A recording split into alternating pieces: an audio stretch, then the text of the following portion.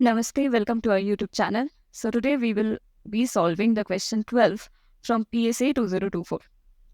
So the question says that there are two functions f and g which are differentiable on the real line.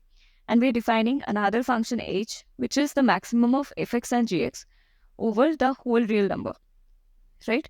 Over the whole real line. And we have two statements. One is that if h is differentiable, then we must have f is either greater than or equal to g for all the real numbers, or f is less than or equal to g.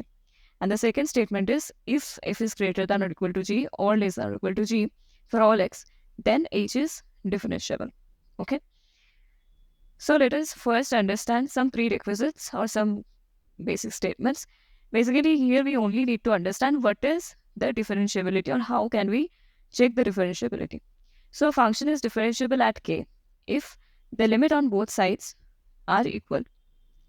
So we'll use this to see that h is differentiable at which point or not differentiable at which point.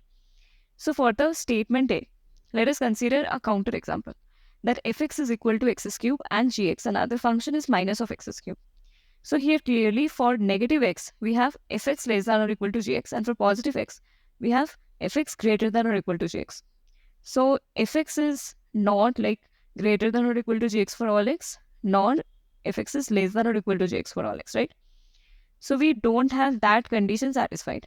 But here we can see that hx is this, and the differentiability of hx is getting satisfied. So hx is differentiable, but fx is not completely greater than or equal to gx or the reverse of it. So this is a counter example which actually refutes our statement 1. Okay. So statement 1 is false. What about statement 2?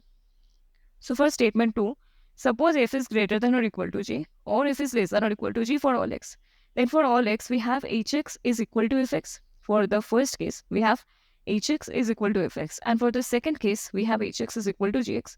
Now we know that fx and gx are differentiable. So in this case, hx will be differentiable no matter which of these cases is true, right?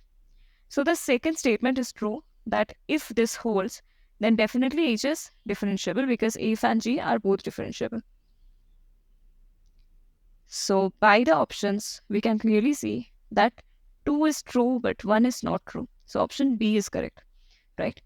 And if you like this video, no phone before bed today. Hare Krishna.